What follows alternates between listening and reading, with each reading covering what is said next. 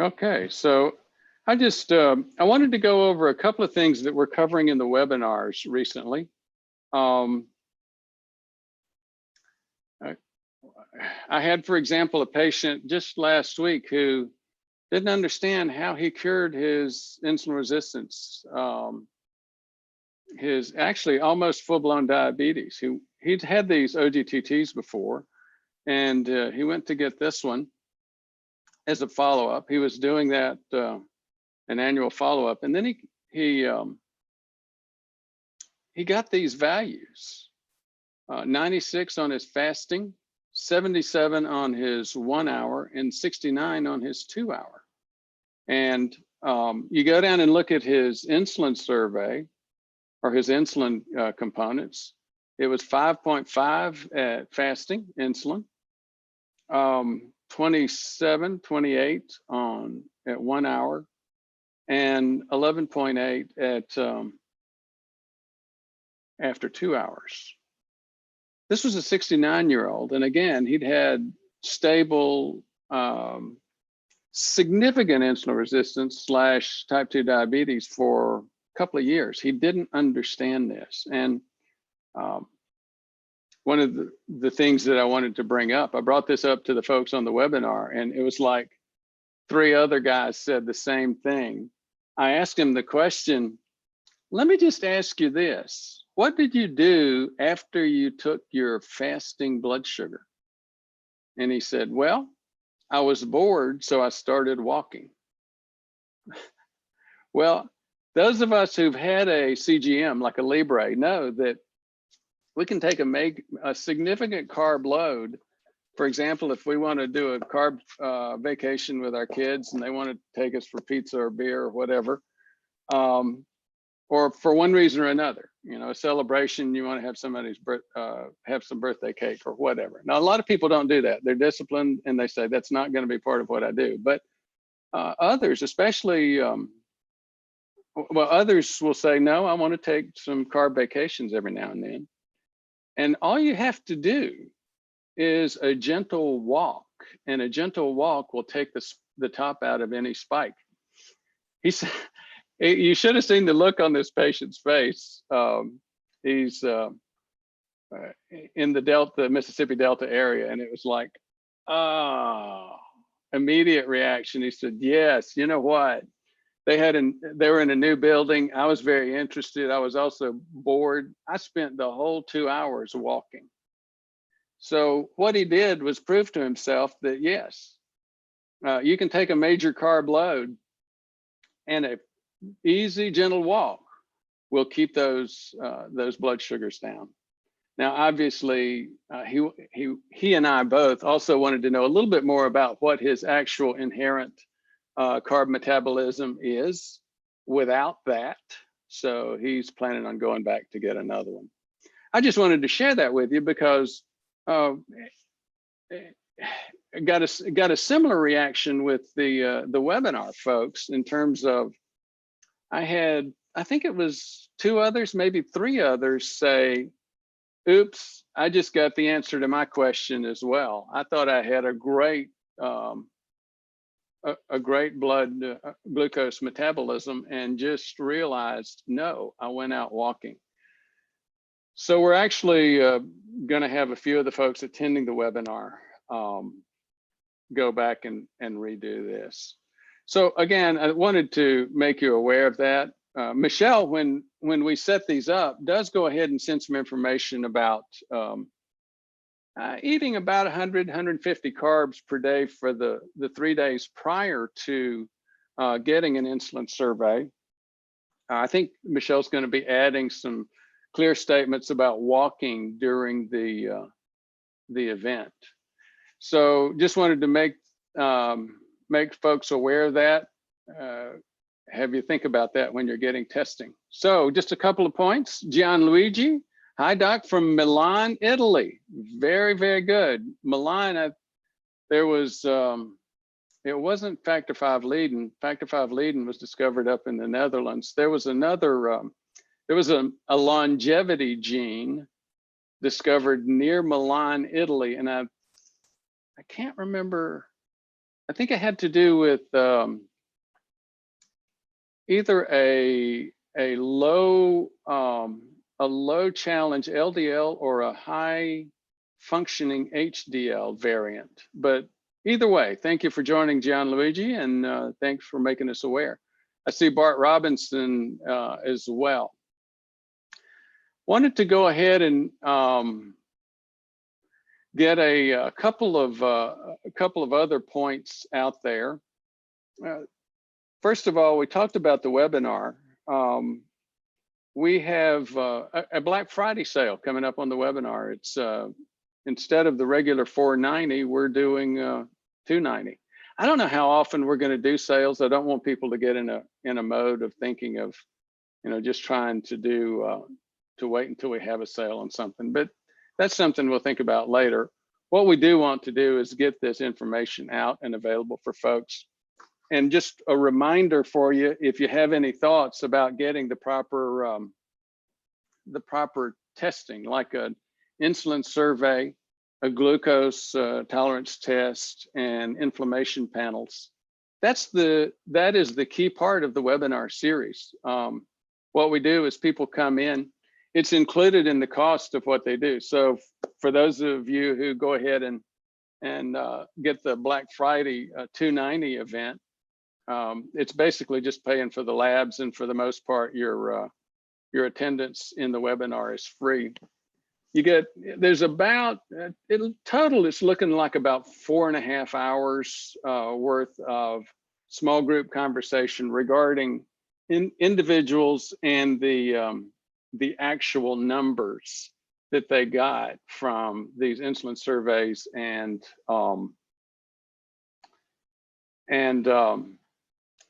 inflammation testing. Speaking of inflammation testing, I wanted to share this one as well. Let me just check a housekeeping issue. Clyde, is everything showing up correctly? Not hearing you. Doc, what are you trying to show? I am showing my inflammation panel now. Yep, you just need to have that on full screen. Okay, are you able to? It should pop up on full screen in just a minute. Oh yeah, yep, I'm seeing it now. So in terms of, I wanted to share this about inflammation panels. I think Bart, I keep giving you credit for it or blame. I think Bart was the guy that mentioned that inflammation panel is not available direct to consumer anymore through Cleveland Heart Lab or which is owned by Quest. That's what gave me the idea to start offering the webinar. Again, that's been a major growth item for us. We're getting a lot of people who are very interested in the webinars. Again, they get the inflammation testing and the insulin survey that I just showed you as part of the price for the webinar. So what we're doing is going through some caveats and how to read these things once you get this information. Myeloperoxidase, as you may remember, is an actor. It's an enzyme released by a certain type of immune cells called polymorphs or neutrophils. And what they do is attack and try to dissolve plaque when they discover it in the artery wall. Plaque too is also an enzyme released. It's released by a different type of immune cell though. It's macrocyte, foam cells, that group. Again, there are many different families and types of immune cells, but MPO and plaque-2 are both things that we can measure which show increased activity in inflammation in the artery wall cells. Now, one of the other tests that we include in our panel on inflammation is CRP, C-reactive protein.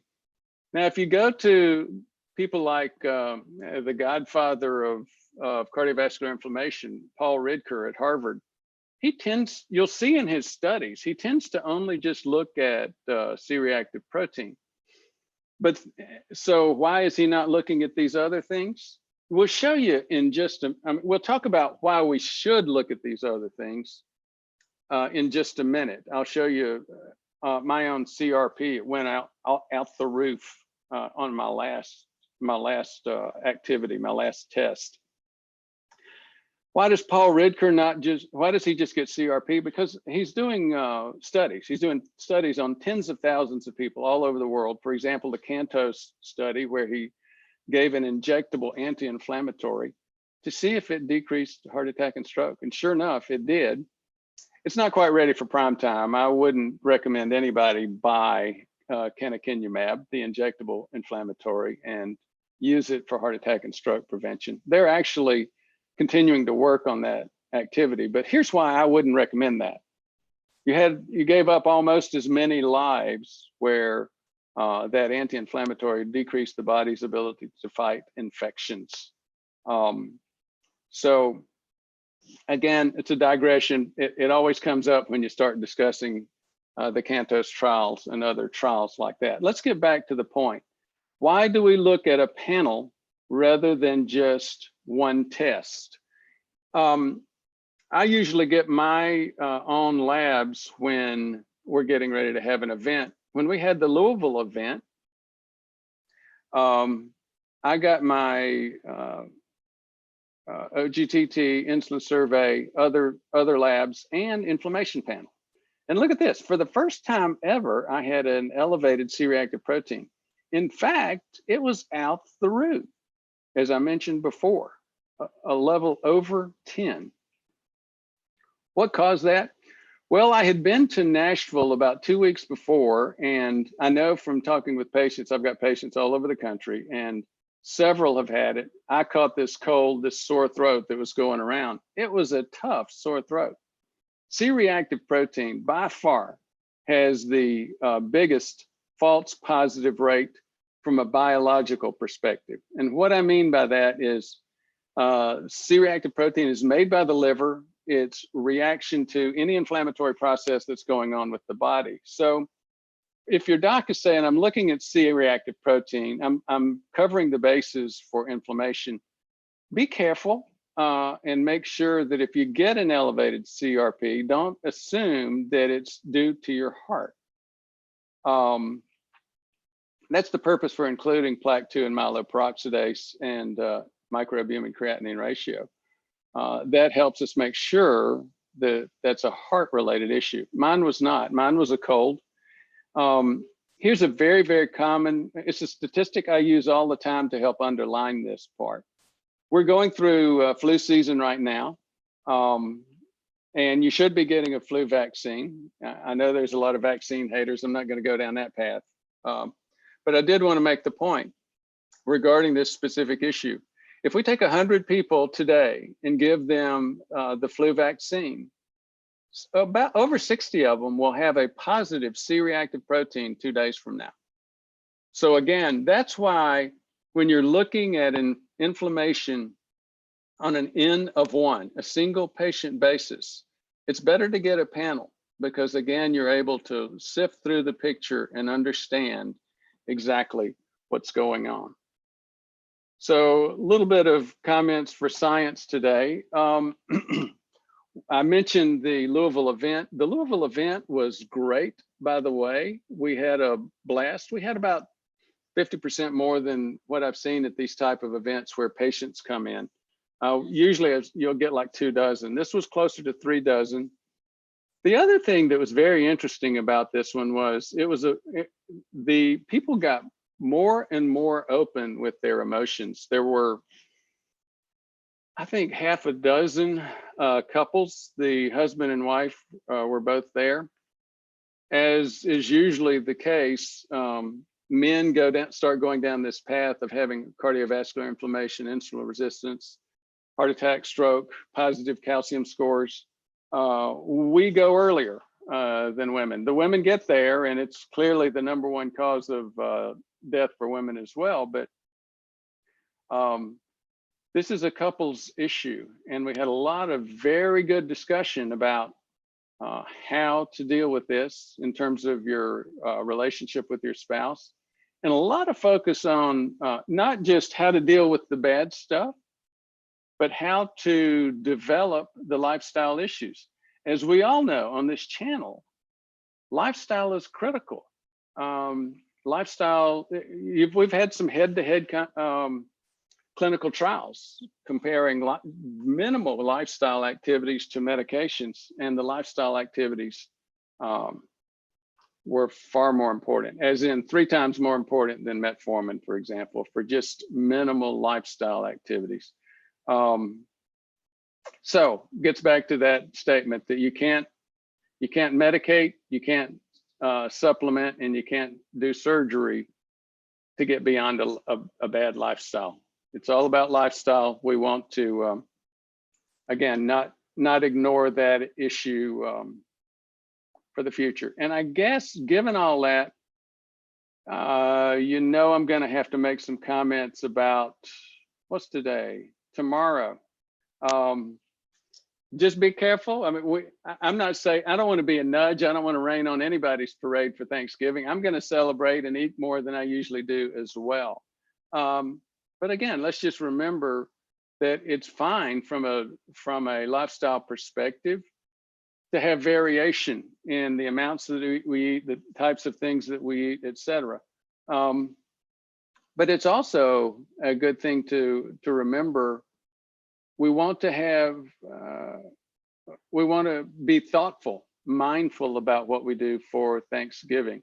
I'm not going to go deeper into to this slide deck other than to say, as I mentioned before, in terms of obesity, over half of my patients now are coming to me. Almost all of them are coming from the YouTube channel, and over half of them are coming to me that already have some damage, some coronary calcium, some maybe have already had an event, but things are looking good. Greatly improved labs, greatly improved CIMT, greatly improved inflammation scores. And I have to remember to ask folks, have you been in a position where you lost 30 pounds over the past year or two? And again, yes, we're that over again. This channel and Ivor Cummins' channel appear to be 2 of the more common channels that people start looking at when they're starting to clean up their lifestyle. So I want to thank folks for the recognition in that area. I want to thank folks for the interest in what we're doing to improve our lives. I've mentioned the Black Friday sale on the webinars. I mentioned the Louisville event. One thing I want to tell you is we do have an event scheduled now for Orlando. We're going to be taking significantly more risk in terms of finances in order to decrease the costs. Our goal is to come out with something like a $500 event participation. It's a 1-day event, not 2 days. And I think it's something like $2,500 for the full participation, with coming to the full day event, getting a CIMT, seeing me, seeing Janice, getting a full-blown evaluation. We're also having CIMT there, as we usually do. And again, Orlando, February 28th. Clyde, if you get a minute to post it, we also need to post the other events. I think it's, what is it, February 15 in San Antonio. David Meintz is doing an event. We've got a couple other events coming up. So just wanted to get that information out there. Thomas Levery, good morning from Tucson. Can you tell me the role that inflammation has on your body's ability to lose weight? Well, actually, it's a great question, Thomas, and they do go hand in hand. Now, there is clearly some inflammation to weight direction on this issue, but here's the biggest issue, the other direction. So when you're gaining weight, or you have, if you look at the individual on this slide for diabesity, think about this fact. Body fat mass secretes adipokines. They are hormones that cause inflammation as well as insulin resistance. So the more body fat that we have, the more inflammation we have, the more insulin resistance we have. And it usually goes through the slightly different cycle. Body fat mass releases the adipokines. The adipokines cause insulin resistance and diabetes. The insulin resistance and diabetes cause inflammation. So I hope that helps deal with that question. Erland FR. Hi, Doc. I missed the beginning. Which lab produced this report? The color makes it really something to read. That very first report, I'm not sure. This patient was coming to me from it was a Beldanine doctor that had been seeing the patient for a while, and they were getting confused about some stuff they needed to do. I am assuming that was a Cleveland Heart Lab, which again is owned by Quest. I hope that helps. Parker Reed. Howdy, Dr. Brewer from the Republic of Texas. You know, I read that Missioner book about Texas, and Texas is an interesting state. Happy Thanksgiving to you as well, Parker. Bart Robinson, yes, that was me. So I'm guessing you're saying, yep, that was you that that caused us to create the webinar series. Again, I can't thank you enough. I think I will tell you, it became a somewhat emotional event yesterday with some of the folks talking about. Yesterday, I'm talking about the webinar. Our most recent webinar meeting was yesterday, and some folks started talking about how much damage we've got going on in terms of insulin resistance, full-blown diabetes, and how as a society, we're just not looking at it. You know, I had a comment recently, a viewer said, Doc, I've noticed your channel is focusing a lot on diabetes. Can we talk about other stuff? And it was very interesting. The viewer described some of his own condition. And one of the other viewers made the point that, you know what, believe it or not, you very well may have insulin resistance or diabetes yourself and not know it. And that was exactly what I was thinking when I was reading that. He was describing some of his clinical activities. He just mentioned that a hemoglobin A1C. And he thought, based on that hemoglobin A1C, he was fine. So here's the thing. When we get to where half the people that have insulin resistance or diabetes, therefore rotting their arteries, therefore setting themselves up for heart attack, #1 cause of death, stroke, #1 cause of disability, #1 cause of blindness, #1 cause of kidney disease. When we get to half of those people that are going down that path, knowing it, I will be quiet. Currently, we're at about 10%. So I think this issue is going to outlast me. Even though I plan to live at least to my 90s, and I plan to work that long too, or continue this type of retirement. James Cantor, do body also secrete estrogens? I guess you're asking, does fat decrease estrogens? I don't think stored fat. I don't think it does. But here's what happens. There's a common perception about that out there. What fat mass does is that pardon me about the headphones. I have to keep these on for Clyde's watching the technical pieces and making sure that I'm not blowing something up. Here's one of the reasons I think that question comes up a lot about whether or not fat mass creates estrogens. Fat mass absorbs testosterone. So one of the most common, well, by far the most common reason that we see in decreased testosterone for men is obesity. So again, back to that general theme. Parker, wait a minute, where this thing jumped. Ken Patu, good to see that you're here, Ken. I recently started taking K2, MK7. Are there any markers that I can follow to see if that is helping me? I'm not really aware of any. I keep wanting to do a video. I saw a video, I happened to find an old clinical trial.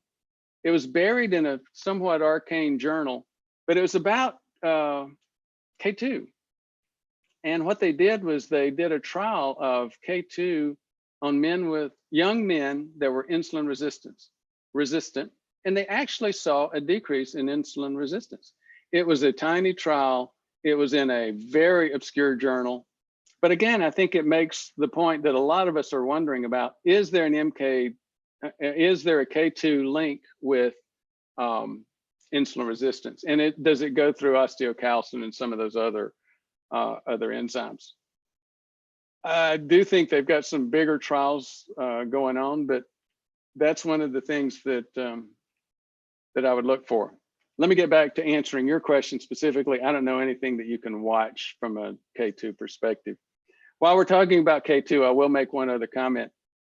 People ask me a lot, how much do I take? If you look at your typical amount on a supplement jar, I think they usually talk about 100 international units. And right now I'm having a senior moment. I can't remember if it's international units or micrograms. In that trial, it was more like 2 to 3 times that amount that they were giving these young men. And from my own perspective, I'm taking more like 2 to 3 times that amount as well, because I'm taking a pill supplement, Sports Active or something like that. I'm trying to start developing a access to appropriate supplements, and hope to plan to start offering these supplements so we don't have to continue to go through this. But what I do is I take that supplement pill. I also add natto powder to my morning coffee. And after about 3 or 4 months, I'm starting to get to the point that it doesn't taste bad. Doesn't taste good. It doesn't taste bad. Yvette, good morning from Arizona. Good morning to you. Parker Reed, question on coffee. I read this week where coffee impairs endothelial function, and one study discussed the negative effects on the coronary arteries, recommending tea instead. You know, that's only the latest in maybe decades-long studies about coffee. Thank you for sharing it, Parker. Here's the thing. Talk about the pendulum swinging back and forth. Coffee, and whether it's good for your heart or bad for your heart, it just keeps flipping. What do I think? Well, I still drink coffee. I drink decaf. I'm not a good caffeine metabolizer. So if I drink caffeinated coffee, I'm just out the roof and way too jittery. But I do drink decaf coffee. I'm still on that side of the debate, saying I think it's probably not bad for you. Parker Reed, I recall Barry Sears, the Zone author, recommends against coffee in his first book. Yes, again, no question. You're going to see a lot of people on that debate. So here's Clyde's point about the CIMT events. There's one in February 28th in Orlando that I mentioned, February 8th in Birmingham, February 15th in San Antonio. Now, Birmingham and San Antonio are David Meintz, and he gives like a half day of discussion of lifestyle management. David is a trained nutritionist. He's made a lot of progress and focus on macronutrients over the past couple of years. And he shares some of his own story. He's got some family history, significant family history with heart attack and stroke risk. As a nutritionist professionally, he's gone through some of this professional migration and transition from just being worried more about plant-based and Mediterranean to being a little bit more focused on, do you have insulin resistance or diabetes? So he'll have like a half-day event, and then he has CIMT there. We have a full-day event in Orlando, February 28th, with a full-blown exam if you want it, or a full-blown evaluation. April 4th, we have David is doing one in Detroit. April 17th in Central Western Ohio. April 20, the Central Western Ohio is another one of our events, PrevMed event. It's being given for a couple of dental societies in Central Western Ohio. And again, that'll be about a day-long event, and you'll have the opportunity to get not only the CIMT, but a full evaluation if you wish. April 25th in Rochester, New York, and May 2nd in Memphis. So again, we promised we were going to try to get that CIMT out there and available to folks, and that's what we're doing. Erland FR, have you read Rhonda Patrick's comments on metformin? She says that metformin can cause glucose to rise after aerobic and resistance exercise. I haven't heard that that comment, Erland. I am not completely surprised. I know that many of us on metformin, if we're not having some glucose rise after exercise, many of us do evolve into that. So thank you for making me aware. I look forward to reading about her comments. I'm a major Rhonda Patrick fan, a major Ivor Cummins fan, and I'll take a look. I like some of the details that Rhonda gets into. C. Lear, my doc won't order hemoglobin A1C because 12-hour fasting blood glucose below 100. Ooh. That's a problem. Insulin survey, blood glucose 114 after 2 hours drinking sugar drink, insulin 9.5. Well, the big question, that's really the, when you say insulin survey, well, what was it 1 hour after the drink? And what were you doing? Thanks for sharing that though. Najib Sheikh, hi doc from Hong Kong. Well, we've had China. I don't think we've had anybody from Hong Kong yet, Najib. Thank you very much for joining us. For 10 plus years, I actually do have a couple of folks that have attended some things that are in China. And we've had some discussion about making this more available in the Far East, China, and love to make it available in Hong Kong. So Najib says, for 10 plus years, my 71-year-old mom has diabetes, high blood pressure, high cholesterol, is doing very poorly, and I'm worried she'll have a major event soon. Would you recommend a low carb, high fiber, or high fat, or low fat, high carb diet for her? Well, Najib, pardon me, people, and I know I do this, they ask me what time it is and I start talking about how to make a watch. I do want you to be able to find the information for yourself. There are two books I would recommend. One by Joseph Kraft, and he talks about where he tested people in their 50s, 60s, 70s, 80s. And I believe, well, it was like that and another book, Blood Sugar 101 by Jenny Ruhl, R-U-H-L. Joseph Kraft, The Diabetes Epidemic and What to Do About It, and Blood Sugar 101 by Jenny Ruhl. Both of them make the point that by the time we're 60 years old, over half of us cannot metabolize carbs very well. And so therefore we eat something that has carbs in it and our blood sugar remains too high for way too long, burning the inside of those arteries.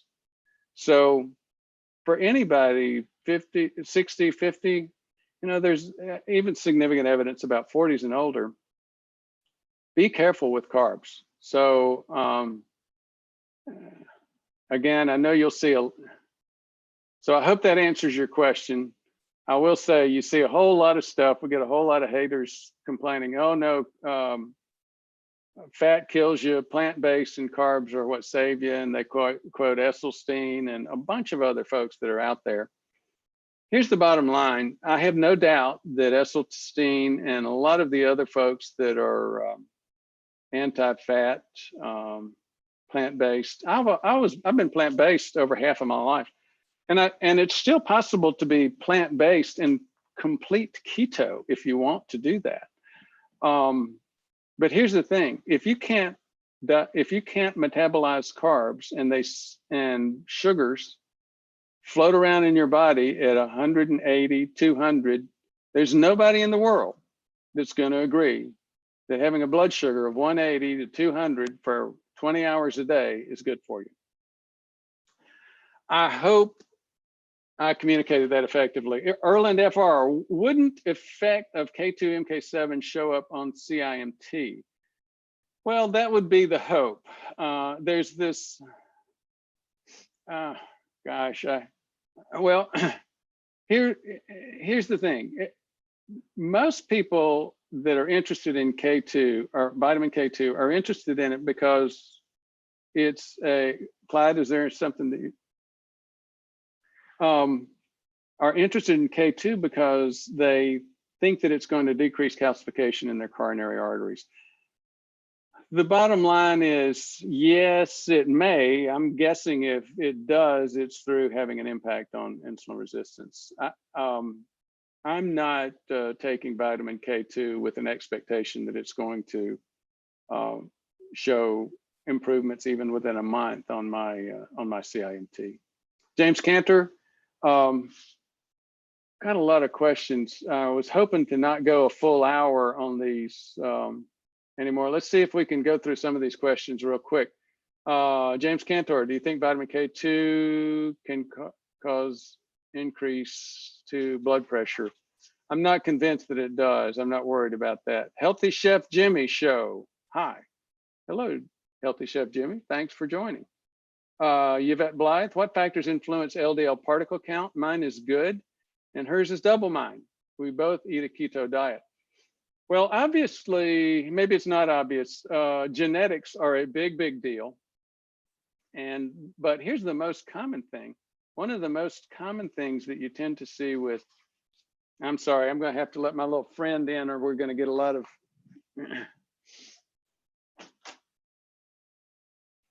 one of the most common problems that you see with all lipids, including LDL, is the amount of carbs that you eat.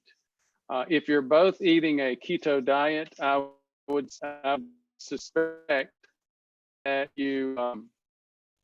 that there may be a genetic component there. There may also be some lifestyle component. There may also be some differences in the keto diet as well. Jane EOS RX, I'm taking Life Extension Super K. I'm assuming that's K2, 500 micrograms. Clyde, hi for everyone who are not in the US. You can also join the web. Oh, thanks, Clyde. Yeah, we can also have the webinar series for folks outside the US. You don't get the labs, but you join the small group discussions about lab interpretation. Healthy Chef Jimmy show. Muscle metabolizes fat. Muscle is very important. Had a couple of patients over the past couple of days that are approaching their mid-60s. One of the biggest risk factors for inflammation and death among people 65 and older is loss of muscle mass. So very good comment, Chef Jimmy. Thank you very much. Najib Sheikh, thank you, Dr. Brewer. I'll look up the resources. John Benda, love your channel, just did an OGTT. Okay, here we go. Fasting, 86, 1 hour, 131, and 2 hour, 107, 3 hour, 85. Much better than I thought it would be, having a BMI of 47. Oh gosh, you know what, John, you're one of those lucky guys. There's a lot of folks, BMI of 47, 57 years old, and having that kind of OGTT number. Here's one of the questions I would have, John, is what were your insulin values during that time period? You're still young enough to have some significant healthy pancreas and insulin. And here's the other ringer point that I haven't read yet. Just lost 111 pounds on low carb. Obviously, you are doing some great work and greatly improving your health. Thank you so much for what you're doing for yourself and for sharing that with us. Chow CEO, how does the thyroid affect heart health? My LDL is very high, over 300. I had heart palpitations and tightness in my throat. Cardiologist said my heart isn't causing these problems.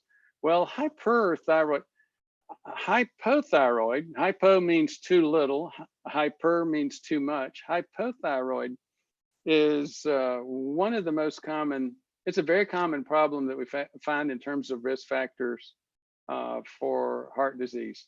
The thyroid is sort of like the gas pedal for the body's metabolism. People that are hyperthyroid tend to burn their fat, burn their calories, lose weight. People that are hypothyroid may eat the same amount, but they have lower pulse rates. They start adding weight. They get fat, increased fat stores. So especially as we age, we start to see problems where the thyroid begins to not function as well. Now there's another place, very specific place, and it has to do with inflammation.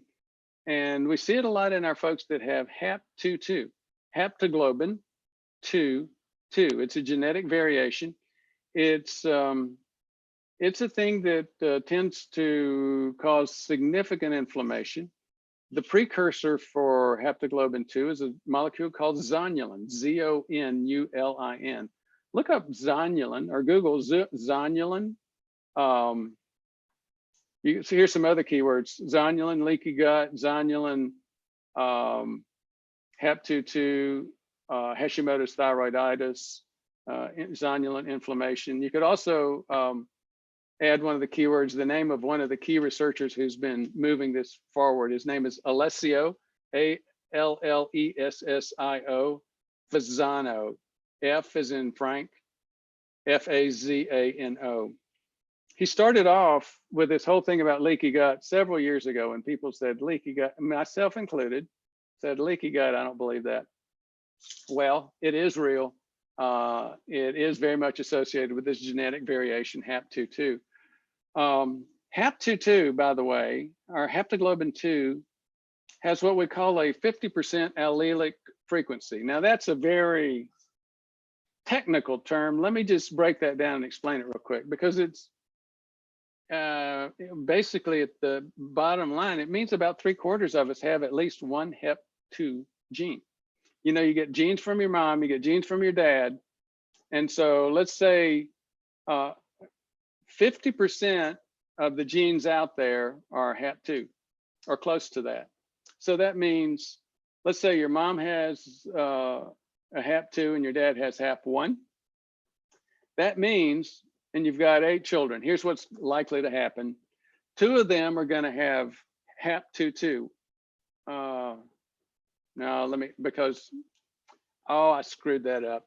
Let's say your dad has a HAP1 and a HAP2. Your mom has a HAP1 and a HAP2. And they have 8 kids. 2 of those kids are likely to have HAP2/2. One HAP2 from the mom, one HAP2 from the dad. 4 of the 8 kids are likely to have HAP1, HAP2, like the mom or the dad. And 2 of the kids are likely to have HAP1, HAP1. The whole point behind that is a 50% allelic frequency results in 75% of the folks having at least some exposure to that gene. That gene is very, very much associated, not with just leaky gut, not with just Hashimoto's thyroiditis, but it's a major risk factor for those of us with diabetes or insulin resistance. What it does is the haptoglobin molecule actually is responsible for cleaning out beat up, worn out hemoglobin. When your red blood cells break, they get old and they break and they spill hemoglobin into the blood. Well, what's the problem with that? Hemoglobin is built to carry iron. Iron carries oxygen. So you basically just got a lot of oxygen and oxygenation occurring where that red blood cell has popped and let that hemoglobin out. That appears to create significant increased risk for heart attack and stroke. Sorry if you think that was a bunny trail. It's something you need to be aware of. If you have any interest on it, you can look. I've got about, I think, half a dozen videos on hap-2/2, zonulin, Alessio Fasano, and a significant increased risk for diabetes. I am going on too long. Let's just do one other question and then we will we'll sign off. Robert Simpson, my albumin value has increased. One every 6 months for 3 years. Slight time increase, now in high level. Well, I hope that's good. Well, again, thank you very much for your interest. Hello, Abdella Banamid. Thanks for your interest to all of you.